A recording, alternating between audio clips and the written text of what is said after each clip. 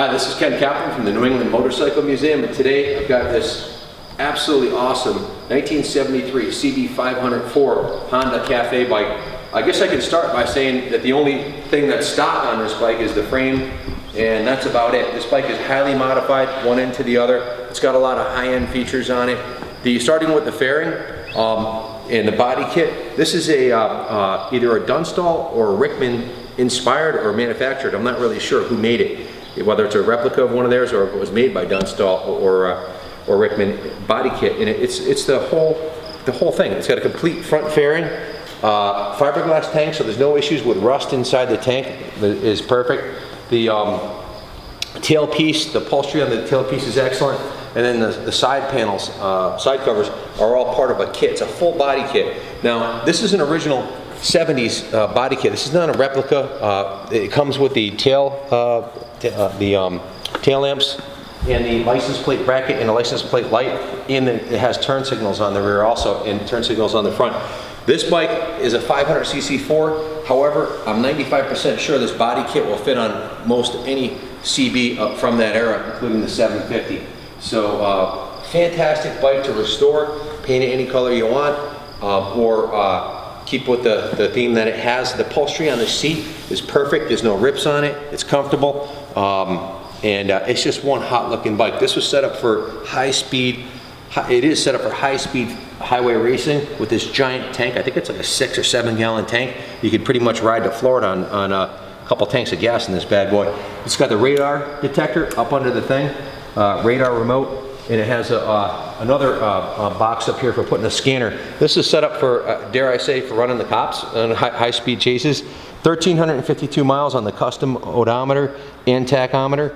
Superbike bars, Honda OEM levers.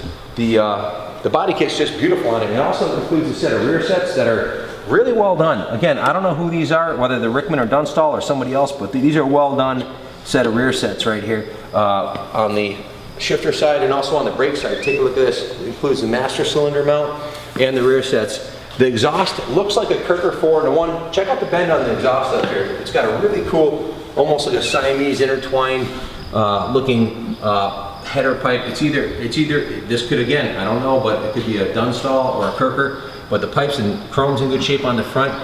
There's a couple of pinholes on the exhaust that are weld shut on the bottom right here. I can show you up in the front. A couple small pinholes that you'd want to weld up and then have it either powder coated or ceramic coated or re-chrome.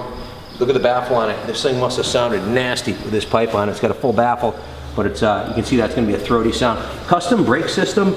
I'm not sure exactly whose they are, but they say on it KH. So they're KH calipers with and rotors, oversized rotors with a big look at that. It has like a drilled aluminum brake stay. So it's a complete custom braking, high performance braking system on the rear and on the front. There's a matching one on the front.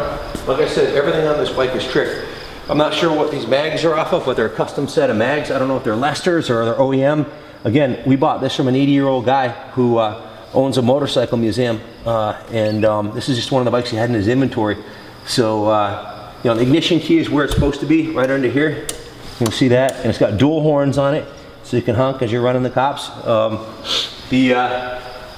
Really cool bike. Set of Girling style shocks, they're not the OEM shocks. We didn't try to get the bike going. This is exactly how it came in. I've got about 75 bikes that we're selling out of our collection as is, so we haven't tried to get this running. I'm sure it's going to need a battery, carb clean. Speaking of the bank of carbs have velocity stacks on them. They're aluminum, polished aluminum velocity stacks. So very cool set of Keehan carburetors on here. Now think about it. If you were to buy one of these body kits aftermarket today, you're going to spend probably 700 bucks on a tank, 500 bucks for a tailpiece.